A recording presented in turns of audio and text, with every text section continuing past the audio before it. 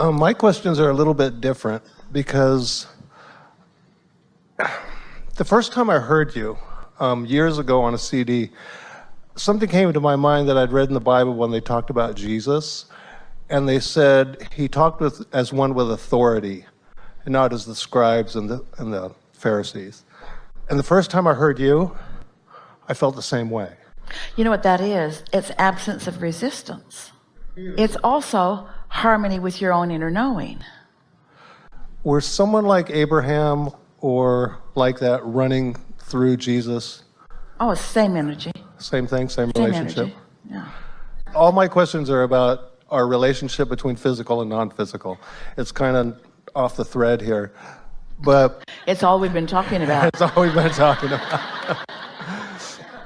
I heard on one of your CDs that you have a friend who sees energies. Yeah. And you slipped one time coming up the stairs, and she saw Jerry catch you.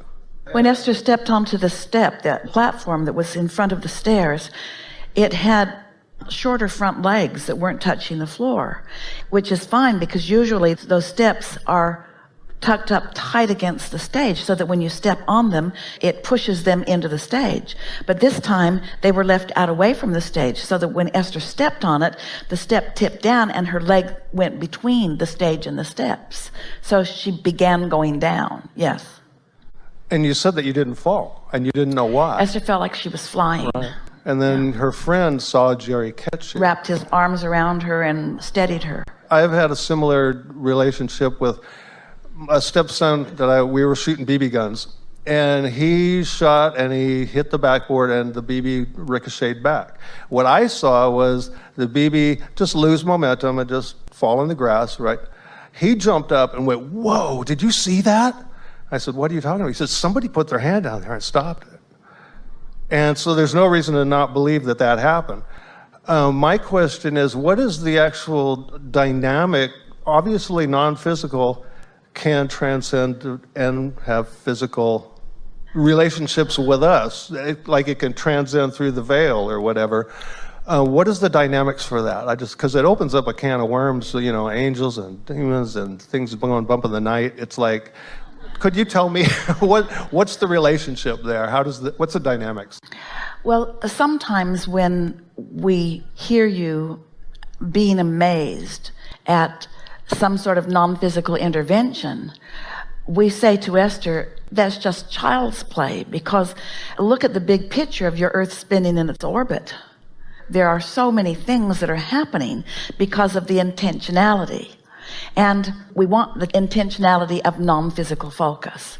And then along with that word intentionality of non-physical focus, we want to use the word momentum.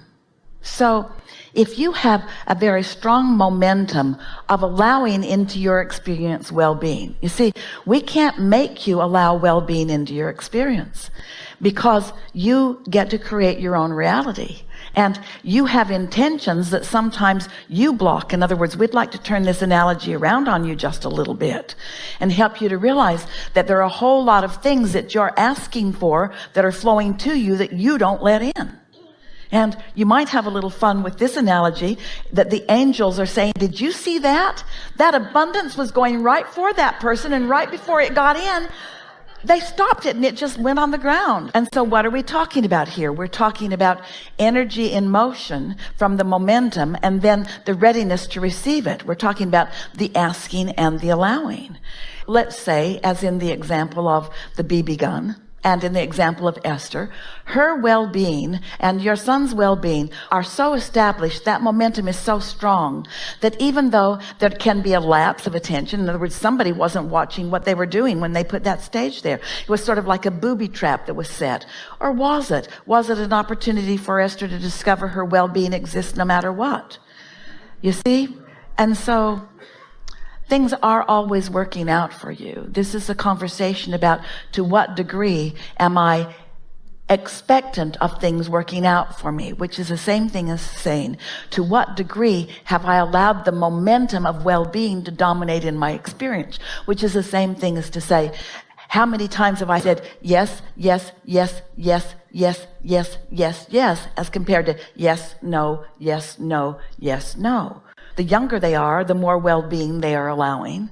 Through life, the older you get, better said, the more experience you have, the more probable you're going to put into your experience obstacles that make you expect well-being less and less and less, as you witness more and more people who are not letting it in. Did we answer your question in that roundabout way? So in the same way that a disconnected human could disallow well-being that's flowing,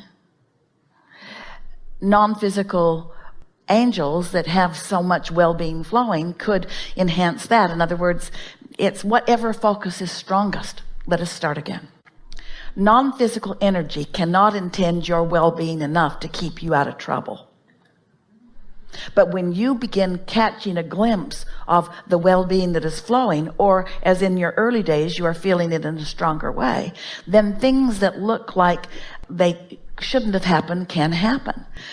This brings us to a perfect opportunity to discuss that thing that we keep wanting to come around to, that we touch on and then touch on it and then we touch on it, and that is the practical application of life. Manifestation, words, action, behavior, rules, laws, human behavior, as compared to connection and alignment and fulfillment and source energy. In every moment, you could be under the influence of source or under the influence of what's going on in your human world more.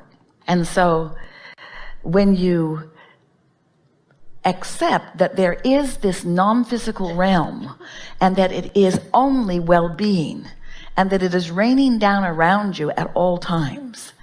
And because you are beginning to accept it and now are beginning to watch for it, and even better, are deliberately aligning yourself with it and then noticing the relationship between what you've been doing deliberately with your alignment and then what flows to you in terms of impulse and then what happens next. The more you do that, the more you then accept the intervention of non-physical well-being.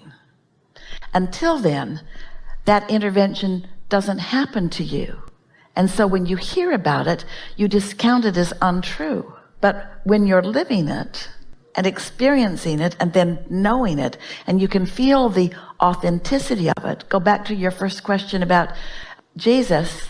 What was the word? It was like, was someone or something like Abraham running through Jesus while he was doing his thing. But what was the word you used? Authority? Or he spoke with authority. Like I could learn everything that you teach, and I could go out and teach it somewhere. I wouldn't have nearly the credibility that Esther has, because Abraham is actually running through. I'm just talking what you talk. So now you're making it even easier for us to say that. So as you listen here and then just like a parrot repeat the words, that's one thing, and it might inspire to some extent.